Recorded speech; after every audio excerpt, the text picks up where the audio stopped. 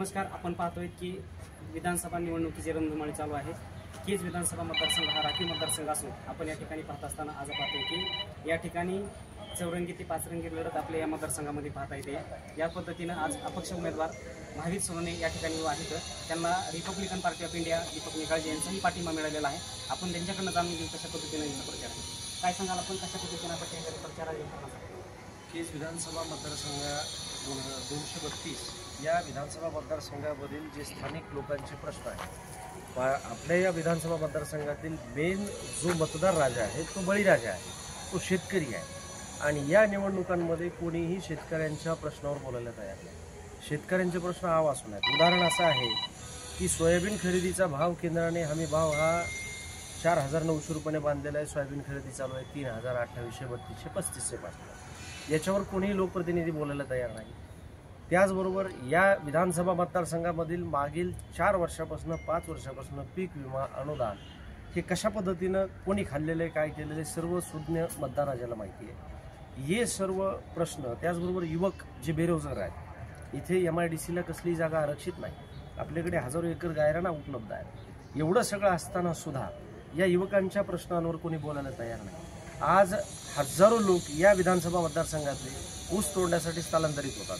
यांच्या कायम उपजीविकेवर सोयीसुविधा किंवा गोपीनाथरावजी मुंडे ऊसतोड कामगार महामंडळाची अंमलबजावणी होत नाही.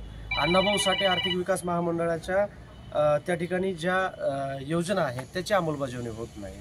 त्यानंतर जे अण्णासाहेब पाटील महामंडळ आहे त्याची अंमलबजावणी होत नाही. त्यानंतर वसंतराव नाईक आर्थिक विकास महामंडळ त्याची अंमलबजावणी नाही आहे.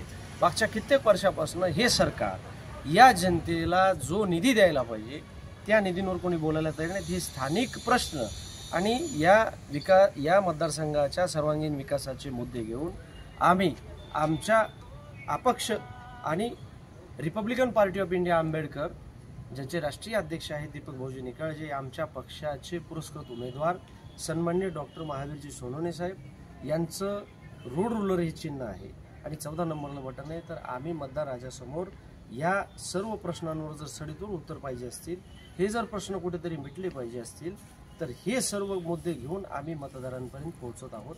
आणि अशा पद्धतीनं आमचं एक फेरी पूर्ण होऊन आमची दुसरी फेरी आणि येणाऱ्या 17 तारखेचं आमचं नियोजन चाललं आहे की एक मोठी जाहीर सभा या ठिकाणी लावून या प्रस्थापित आणि धनदांडग्यांच्या विरोधामध्ये म्हणण्यापेक्षा आत्तापर्यंत जे अंधारात ठेवलं त्याच्यावर उत्तर शोधण्यासाठी आम्ही जनतेला आवाहन करणार आहोत. 17 तारखेला येणारा कोणाची सभा असेल? 17 तारखेला या ठिकाणी सर्वात महत्त्वाचा मुद्दा आहे की आमचे उमेदवार देखील त्या ठिकाणी बोलणार आहेत. पक्षाचा मराठवाड्याचा अध्यक्ष म्हणून, त्याचबरोबर जे आमचे मित्र पक्ष आहेत, ज्या मित्र संघटना आहेत, उदाहरणार्थ भीमा कोरेगाव विजयस्तंभ सेवा संघाचाही या ठिकाणी आम्हाला पाठिंबा जाहीर झालेला आहे. ते सर्जेराव वाघमारे ते सुद्धा येतील. त्याचबरोबर या ठिकाणी आणखी आमचे मित्र पक्ष आहेत जे आम्हाला पाठिंबा द्यायच्या भूमिकेत आहोत. जशा पद्धतीनं आमचा त्या ठिकाणी जे मुद्दे आहेत या मुद्द्यांवर आणि येणाऱ्या मित्रपक्षांच्या नेत्यांच्या भूमिका कोणाकोणाच्या स्पष्ट होतील आम्ही लवकरच तुम्हाला उद्या त्या ठिकाणी आम्ही कळवू. पण सध्या तरी सर्वात महत्त्वाचा विषय आहे की 17 तारखेचा कार्यक्रम हा नक्कीच्या प्रस्थापित आणि दांडग्यांचा जो या ठिकाणी कारभार चाललेला आहे. आपल्याला शेतकरी हा शेतातच कसत गेला पाहिजे, त्याच्या आत्महत्या झाल्या तरी यांना देणं घेणं नाही, त्याच्या भावावर बोलायला तयार नाही, त्याच्या लेकरांच्या एज्युकेशनच्या बाबतीमध्ये सावळा गोंधळ चाललेला आहे. या मुद्दे घेऊन आम्ही त्या ठिकाणी 17 तारखेला यांची त्या ठिकाणी यांच्या आचाराची विचाराची उभी चिरफाड ज्याला म्हणू आपण मराठी भाषेमध्ये, ही करून जनतेला त्या ठिकाणी यांचं खरं अंग यांच्या समोर आणण्यासाठी आम्ही काम करणार. खरं तर आपण पाहतोय की या ठिकाणी तिरंगी किंवा चौरंगी लढत होताना पाहता येते. त्याचप्रमाणे पण आज आपण अपक्ष उमेदवार डॉक्टर महावीर सोनवणे आहेत. यांनी या प्रचारामध्ये अगदी शेवटच्या क्षणापर्यंत आपण त्यांनी आघाडी घेतलेली पाहते.